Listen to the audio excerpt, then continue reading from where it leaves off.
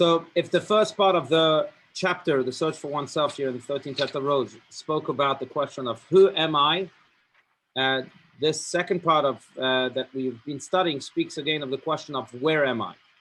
The difference between these two questions is vast, because the question of who am I really relates just to me, my personality, my skills, my talents, my mission, my purpose in life.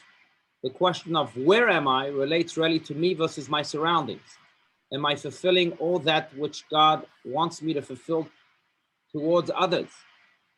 There are many opportunities each and every day that God presents to each and every one of us. Are we seizing them? Are we actualizing them?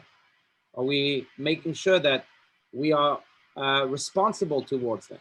And that's really the question of where am I? Now, Rabbi Steinsaltz was also speaking about, and that's the point we made last time we were together, and that is that question is a question that is heard, not necessarily seen. Yes, sometimes we see opportunities, as simple as walking in the street and seeing someone fall, for example, right? There's an opportunity we saw, and that's God calling upon us, go and help. Otherwise, he wouldn't have put you in that situation, right? And that's one way to answer the question of where am I. The deeper way of answering the question of where am I, and that's not just through sight, but also through hearing, because there are voices that our souls emit each and every day. And sometimes it's not just voices from our souls, but it's voices from the world. There are voices that were left in this world from the giving of the Torah on Mount Sinai.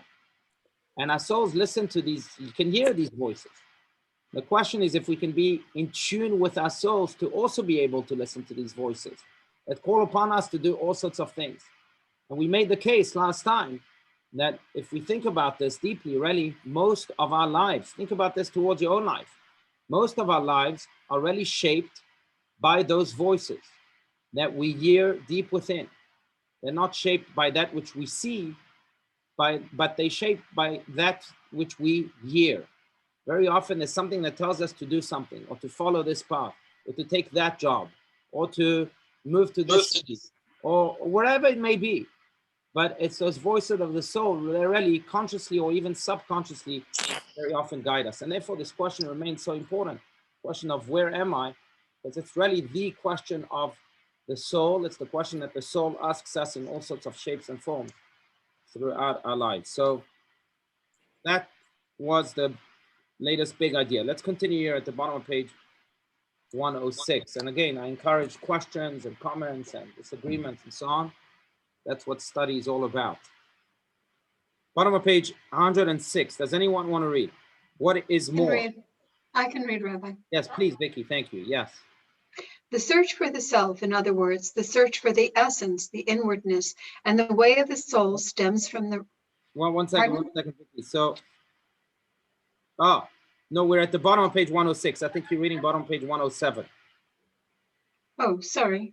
No problem. What is more in being aware? I'm sorry. Yeah, no problem. No problem. What is more in being aware that the question is asked of one, there is still a deeper significance, so inwardly subtle that not everyone discerns it.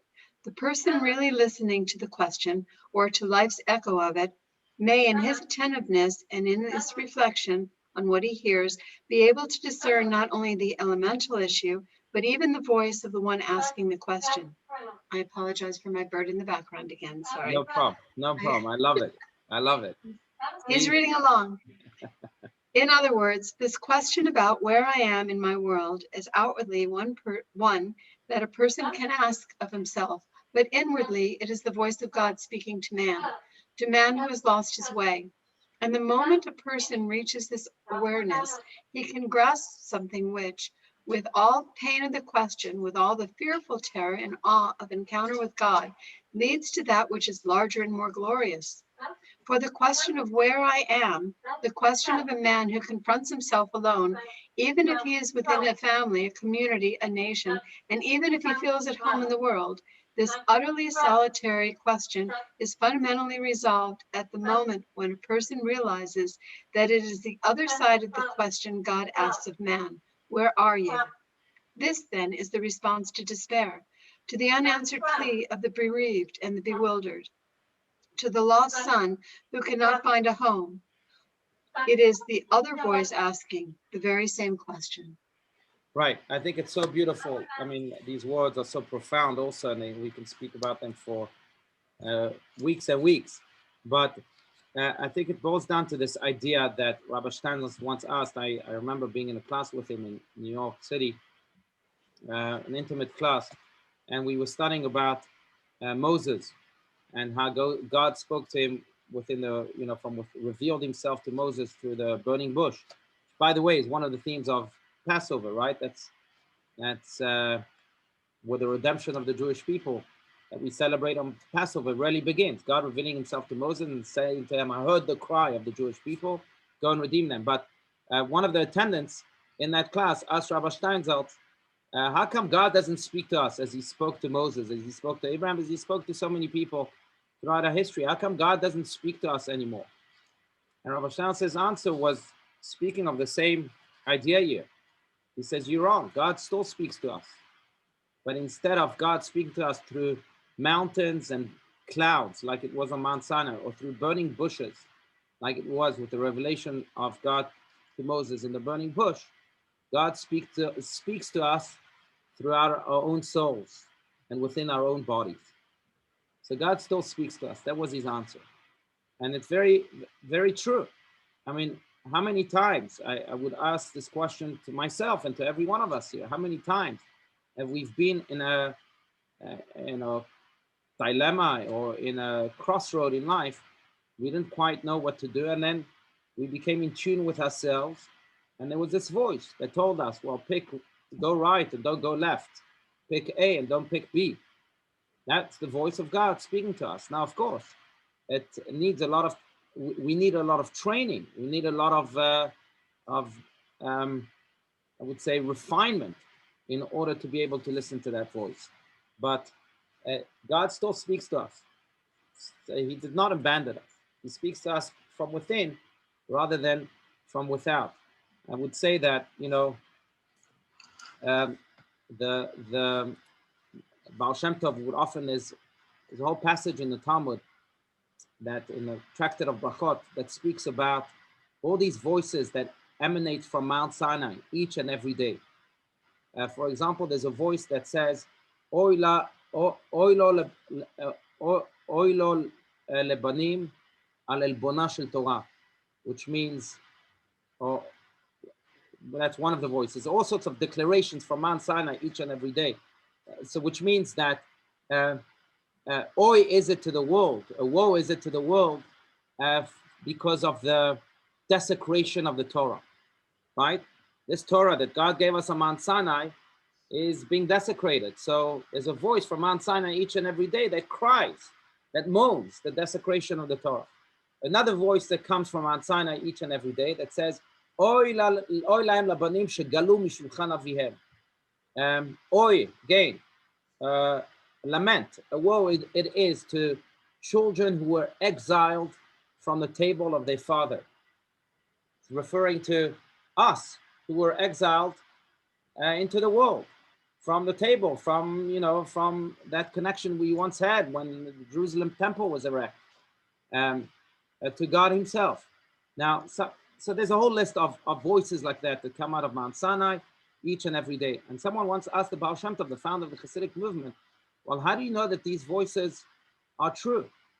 We never heard them. I never heard them. And the Baal Shem Tov responded to the student, he said to him, you may have never heard them with your own ears, but your soul heard them. And your soul hears them each and every day. And it has an impact on the soul.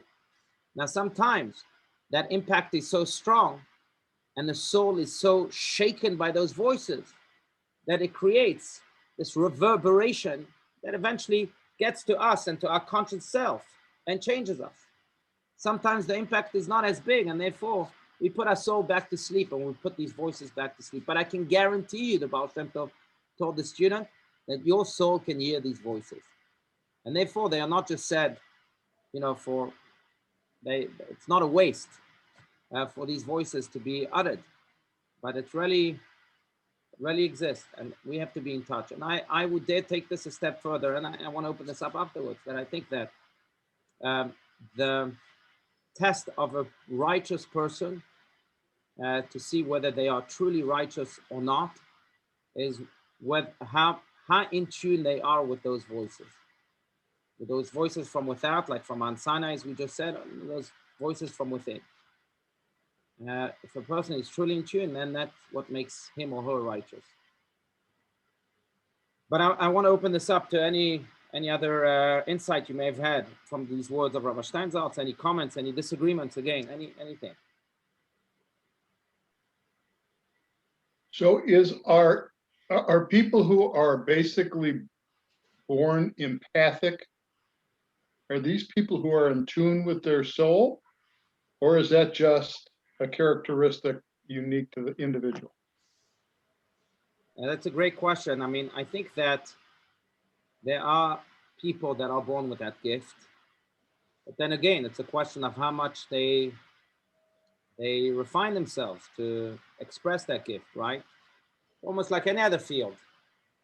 Michael Jordan was surely born with a gift for basketball talent, but if he hadn't worked 8 hours a day as he professed to working, during his prime, then maybe the world wouldn't have known of his talent. So you can be born with that gift, but you still need to work on it. And some people are not born with such a gift, and they really have to work on it very, very hard to reach that level. But it's certainly within the reach of everyone. Can I Why? say Because something? we each have a soul. Sorry. Yeah. Go ahead, Gila. Yes, please. Just to what Barry is saying. So empathy between people, among people, between communities or not, the characteristic of really feeling what another person feels, being able to experience them, and having their boundaries not so crusty like a great loaf of bread that they're really detached from other people. And to get through that crust, if you will, or that boundary takes a huge amount of effort. There are lots of people that are very empathic, and they really do feel the pain of other people. And I'm just wondering, just in terms of allowing people to believe in themselves, that they do have more than what they think they have, or that they should not be so fearful of holding on to this protective barrier, because they won't spill out, they won't fall apart if they allow themselves to experience the other. If they allow themselves to experience the pain of another, doesn't mean they're going to dissolve in a puddle. So sometimes it's a matter of training and teaching people that it's okay and not to be afraid to feel the pain of others, and thereby the pain of the world, thereby the connection to God. Right. No, very well said. Thank you, Gila, for that. Thank you. I'm reminded of the word for responsibility in Hebrew. The word for responsibility in Hebrew is achrayut. It's the exact same word as the word for the other. It comes from the word acher. And that's because one who's truly responsible is one who can develop this empathy towards the other, or this responsibility towards the other. If one is self-preoccupied, then he can't be responsible, according to the Hebrew language at least. And he can't be, he can be, he can't have the minimal requirements that we require of man. But in order to be responsible and to have that to achieve those minimal requirements, then we need to think of the other, to come out of our bubble. Now, for some, maybe it's easier than others, but that's certainly a goal that must be achieved by all. And that's what these words say, because at the very end of the day, it's not about us. Life is not about us. It's about the other. Achrayut, acher. It's really about being able to ask, well, what is it that these voices are asking of me? Or the world is asking of me, or society is asking of me, or my neighbor is asking of me, or my family is asking of me. It's not about me. And the more we can come out of our own I and reach that you, the more we will live. And the more that soul can really find expression. But if we are always occupied with ourselves, then it doesn't work, then the soul is encaged. You know, speaking of the Lubavitcher Rebbe, Rabbi Schneerson of blessed memory, I was just reading yesterday in preparation for his birthday. But there's a very, very fascinating letter he wrote in 1956, I believe it was, to the president of the state of Israel. The president of the state of Israel back then was a man named Yitzchak Ben Tzvi. And the president wrote to the Rebbe the question of, why do you not give me the title of president? Everyone relates to me as the president of the state of Israel, and you don't write president. Of course, he gave him other titles and gave him a lot of respect. And the Rebbe just couldn't bring himself to writing the word Hanasi. And the Rebbe wrote a very heartfelt letter to the president of the state of Israel saying that I have to explain myself, and I apologize for not calling you Hanasi, president, but the Rebbe gave us a very rare glimpse into his own personal self. And he writes to this president of the state of Israel that from the day I went to school, right, pre-K or something like that, means when he was 4 or 5 years old, and even before that, an image took form in my mind. And that image was the image of the ultimate redemption, in which the world will be redeemed from all of its trouble. And we will reach a level of consciousness in which we'll be able to look back and even understand the pain, the terrible pain that we have suffered, and be grateful for it. And that world will be brought about by the ultimate president, the Nasi, the Messiah.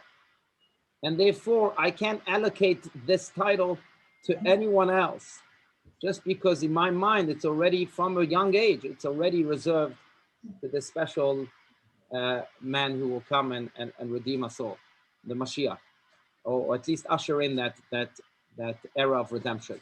Now, I'm just sharing that because of your question, Barry. You have people, I'm thinking to myself, you know, at 4 years old, 5 years old, what was that? I wasn't thinking of Mashiach or anything like that.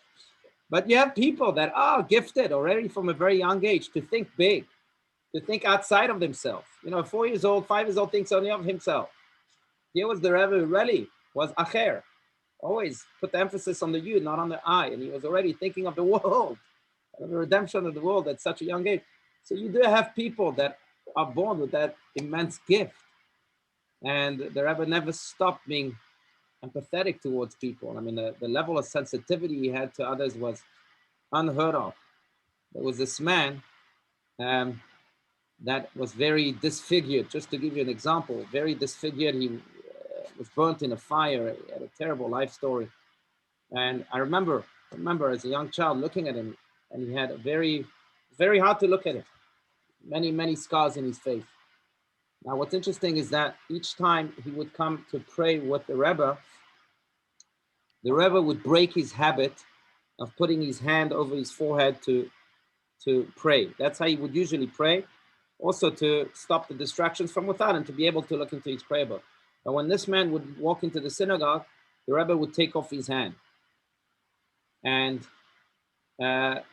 people were asking, why this change of habit? And they put 2 and 2 together. They realized that when this man would walk into the synagogue, those are the only times the Rebbe would take off his hand. Why? So that this man wouldn't think that the Rebbe is putting his hand like this as to not look at him. It was too painful to look at him. So because of that man, the Rebbe would take off his hand. Again, showing this tremendous sensitivity towards this man, so that lest he not think that the Rebbe has his hand on because he can't look at this man, and then he would feel uncomfortable. That's the level of empathy the Rebbe had. And again, some people are born like that, and they develop it, no doubt, more and more throughout their life. And for some people, it's a skill that they really have to work on, but it's certainly achievable. Yeah.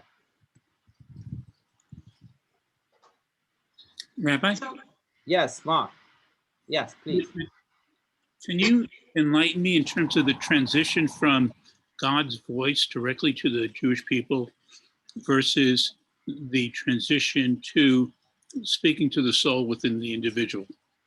Right. So it's a good question, because I want to clarify something. And I was thinking about this, and I'm so glad you bring this up, because it may have sounded like these are two separate voices, but they're not.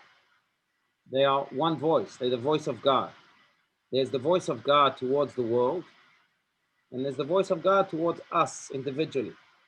The same voice, right? It's God speaking to us. When God speaks from Mount Sinai, he's speaking to the whole world. When God speaks to us and he gives us a direction in life, do this and don't do this, he's speaking to us individually. But let us not get confused. It's the same voice. It's God himself talking to us. And just like us, sometimes we have messages for the surroundings, for our surroundings. You know, we post on social media, and that's for the whole world to see. And sometimes we don't want things to be on social media. We want things to be intimate. So we communicate them to people individually. That's how God functions too. And the voices of the soul is really that individual calling of God. Right. The voice to our soul has always been there since Adam and Eve. I'm assuming. But the question before was, Hashem spoke to us collectively with a clear voice to Moses, to others, but we don't see that now. Why that transition? You had you have one voice, but one voice has been continuous, speaking to our soul. The other voice is somewhat more muted right now. Right, you're right. Yeah, that voice that was turned to the whole world is somewhat muted, even though we quoted the Talmud. That voice still speaks, we just can't hear it. And by the way, that's one of the answers, and that's the answer of Nachmanides. Nachmanides, who was a Kabbalist too, of Spain, and eventually moved to Israel, was forced to move to Israel in the year 1270 or 1273. Sorry, the year 1273, because of the debate of Barcelona, the famous or infamous debate of Barcelona. But we won't go into it. But Nachmanides writes that's because the reason we don't hear God's voice as Moses heard it, as Abraham heard it, as people of the past heard it, is because of the coarseness of the world and of human beings. That coarseness did not exist once upon a time. We were much more refined. The world was much more refined. But now there's blockages that unfortunately have been created either by the world and the jungle that this place is, and by individuals themselves. Did not God, I thought God spoke two things to the people and the people couldn't handle it. So then from that point on forward, he only spoke through Moses or prophet. Right, so that was the direct voice of God, right? So that's a good point, yes. On Mount Sinai, God said the first two commandments, and the Jewish people couldn't handle it. Each time God spoke, their souls expired. So they asked Moses to relay the rest of the commandments to them, and he would listen to them directly from God. So you're right. I mean, that voice of God sometimes not sometimes, just couldn't be withheld by the sensitive human beings we were once upon a time. But still, God still spoke to Moses, and he still spoke to Abraham, and he still spoke to some individuals. Today, we don't believe that's the case. I mean, at least not in a revealed way. But still, that individual voice speaks to us. But again, the question was about the general voice. So look, I do think that the righteous can hear God, maybe not in a revealed way like Moses heard it, but the righteous are privy to this voice of God because they are righteous, because they are refined. Is it because of what they've been taught? Is it because of the filters and their studies? I mean, I guess I've always wondered why God does not reveal himself the way he used to, why the 5 books of Moses stopped after the 5th book, why the miracles, the way they happened then, according to what's written, don't happen anymore. Mm-hmm. So it's a great question. I think this is what Rabbi Steinsaltz is relating to here, and that is that I think God made this shift. And instead of speaking to us from without, he decided to speak to us from within. Why? Why the shift? So first of all, the shift tells us that God still speaks to us. But why the shift?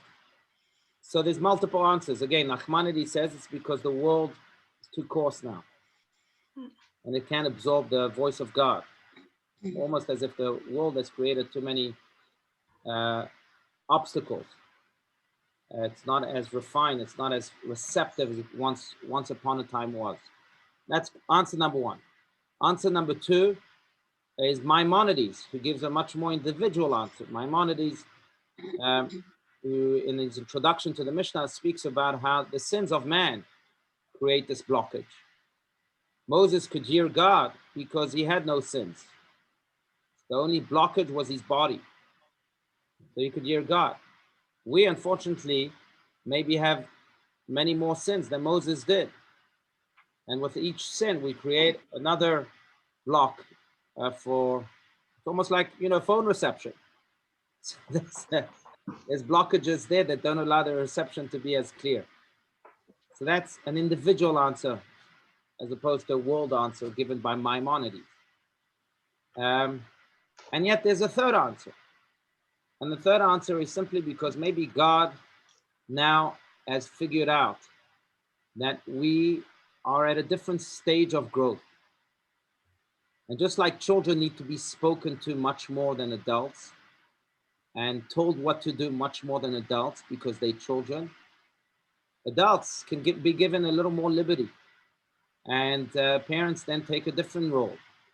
And they can't tell adults what to do, the adult children what to do anymore. They have to allow them to be. They can hint to them what to do. They can speak to them from time to time, but that talking and ongoing care can't exist anymore. And in a way, we've matured to that stage too, throughout history. So at the beginning, we were like those children. We needed God to form us. We needed our parent really to speak to us all the time.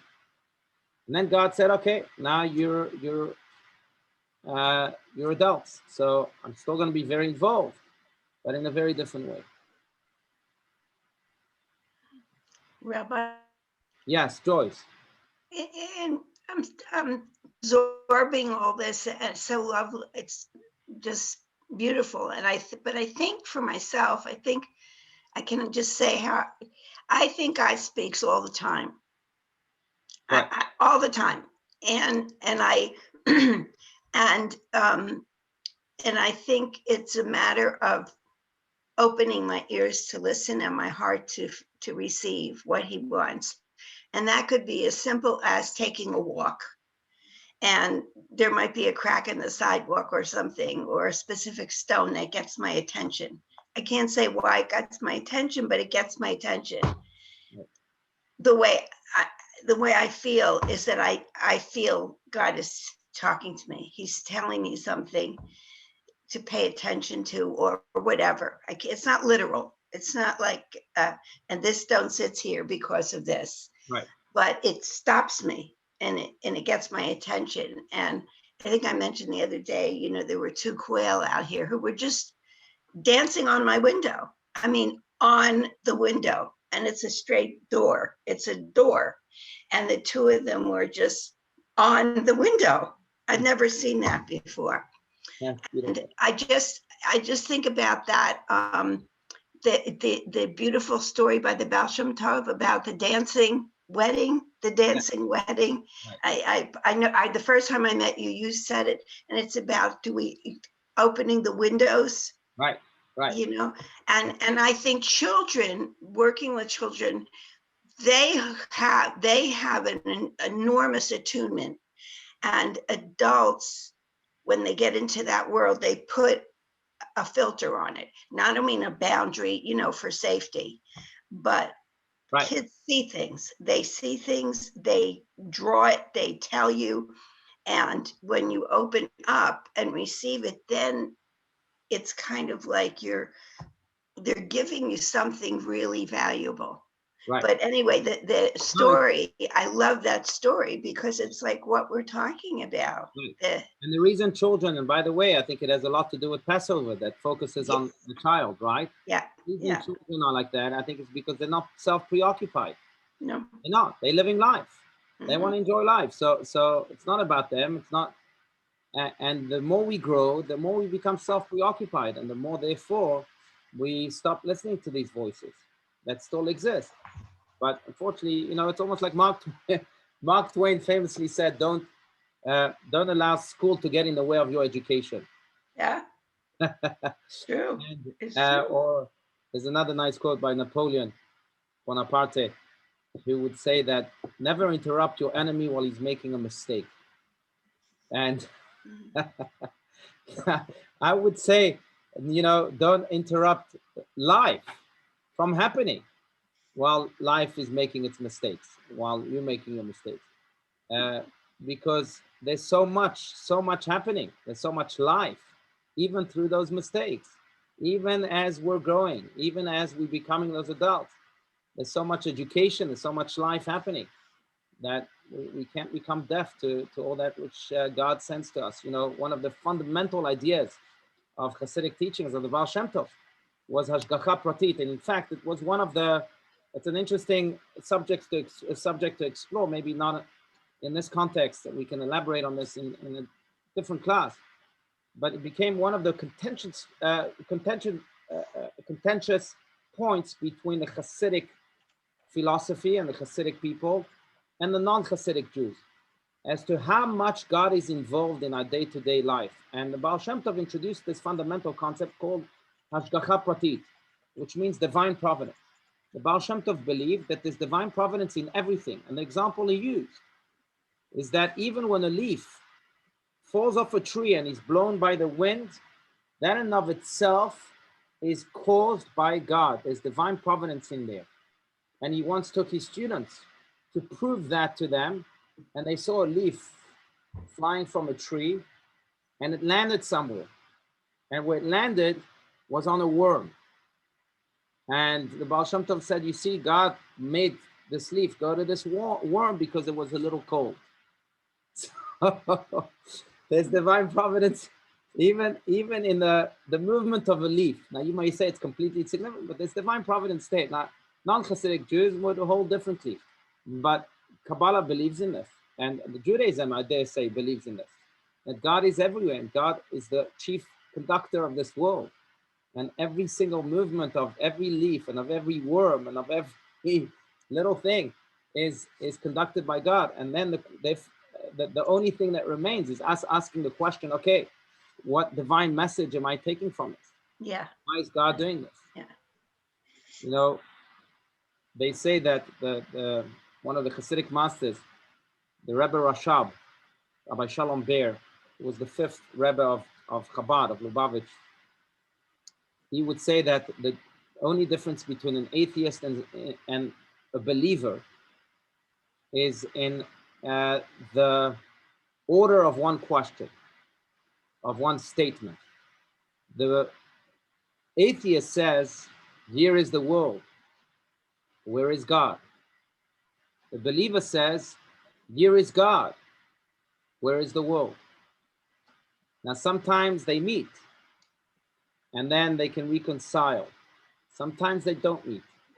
But Rebbe Rashab, again, his Hasidic master, would say that if I were to be left with an open question, I'd rather the open question of where is the world than the open question of where is God. Now, I'm saying this because when we see leaves flying in the wind, we can say, this is God. Here's God. This is God's orchestra. Now, where is the world? Where is this going? What's the message? What is there in the world for this act of God? Or we can say, oh, it's just a simple leaf. It's science, and it's meant to happen, and there's nothing godly. But that would be living a very purposeless and even meaningless type of life. So, going back, I agree with you, Joyce. I think everything. It's like this little girl, this cute little story about the 7-year-old girl who was once asked to write. She had a test about the 7 wonders of the world. And all of her peers wrote the 7 wonders of the world, with the Empire State Building and the Grand Canyon and whatever it is. And this girl wrote, to see to smile, to feel. Those are the 7 wonders of the world. And she was right in many ways. We get lost in the Empire State Buildings of the world, but sometimes God is in the feelings, God is in the smiles, God is in the sights. That's where God is. Rabbi, I guess this is where I get confused, where you say that God is, moving that leaf and covering the worm or whatever, but it's the leaf that flies by, and recently it's bullets that are flying by. Is that also God? Where is the good and evil? A good friend of mine, her daughter is schizophrenic. She hears voices. They are not good voices. Right. They are very evil voices, but they are distinct voices. When do you separate? When do you know which one to listen to? And again, without those filters, without my background, my father teaching me good from evil, whatever, what right from wrong. That's how I learned how to give of my time. That's how I learned to give of my money. That's how I learned to be a good person. But if somebody didn't have that upbringing, or if they do have a mental disease, then where does that come in? And where does God, if God is omnipotent, omnipresent, blah, blah, blah, and he makes those leaves go, then he also directs bullets. And that's where I start having questions. Right, that's a great question. And that's a very, very, very important question also. So I would divide this into three categories. Category number 1 is God made. So the leaf blowing from this tree, it's God made. It's not man who tore off that leaf and threw it away, right? That's God made. Nature is God made. What's God made is obviously and evidently from God, and we have to ask ourselves, well, what's the purpose? What is this teaching us? Then there's what's man-made, category number 2. You're right, bullets are man-made. Bullets being shot by guns that are being pulled by men are man-made. And then the question we have to ask is whether those man-made things are in line with God's Torah, with God's teachings, God's commandments. And if they're not in line, then they are not from God. Then they're opposite of God. And then we should not only stay away from them, but in a way try to find them, of course, each in our own way, in a positive way. So that's category number 2. And category number 3, I think, is more spiritual. It's not that which is without, like nature or like bullets flying, whether it's God-made or man-made, right? But category 1 and 2 are without. Category 3 is within, those voices from within. Now, how do we know if I'm schizophrenic, God forbid, how do I know that, to discern these voices? And I would say that it really depends on the action it leads me to. If the action that it leads me to is a positive one, then it's surely a divine voice that I'm listening to. If the action that it leads me to is a negative one, or that it leads me to inaction, then it's probably not from God. And I'm not making this up. This is from Rabbi Yosef Yitzchak Schneerson, another Chabad Rebbe. But that's how we can tell whether these voices really are divine or not. Sometimes, we've used this example before. Sometimes the voice within will tell me, well, why don't you go and pray? Go and say some psalms. But at that very moment, I really need to go and help someone. So I might think that I'm being all righteous and holy because I'm praying after all. But what this voice is telling me to do is to engage in inaction. Because I'm not going to go, because of me studying now or learning or saying these psalms, I'm not going to be helping someone. So it's refraining this action refraining me from acting upon what I need to do. And then I'll know that this voice is not divine. Hope that was clear, but it's an important question and one that's important to really clarify.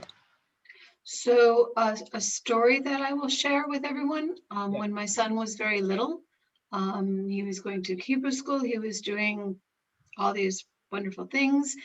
And then my father got cancer and he passed. And it was a very awful passing, a very painful passing. And when my our neighbor's grandson was getting bar mitzvahed, and he talked to my son about God, and my son said, I don't believe in God. And Matt turns to my mother and says, to my son's grandmother who was there, and said, can you believe that he just said this? And my mother said, why would you say such a thing? And my son, very, very just eye to eye, said, how can you believe in a God that would do that to granddad and make him suffer like that? Ah. So you have these, from the mouths of children. Yeah. So the question is, if we learn something from a horrific experience, then that makes it something positive can come out of the negative. Is that, how do we turn this? What do you say to a child that says something like this? And, Right. Yeah. Yeah. I would turn the child's question into a protest. And I would say to the child, you're right. We view God's role in our lives as a partner. And in Judaism, because God is a partner, we're allowed to protest. Or we're allowed to say to God, hey, we think what you did is wrong. That's what prayer is about. Just like in any business partnership. If I believe my business partner is not acting right, I'm allowed to say to him, hey, stop. Don't do this that way. So I would turn the child's question into a protest, into a prayer of protest. And then through that, explain to him that God, of course, is sometimes inexplicable. He's beyond human comprehension. Also, wouldn't want to believe in a God that can always explain. Because then, why need a God like this? Then my brain becomes my God. God sometimes has to leave room for inexplicable actions. Because that's what God is. He's beyond the brain, beyond the finite human beings that we are. And that's why we have to believe. I use the word believe in God, not understand God. We are called to understand God too, but when we've exhausted all intellectual options, that's when faith kicks in. And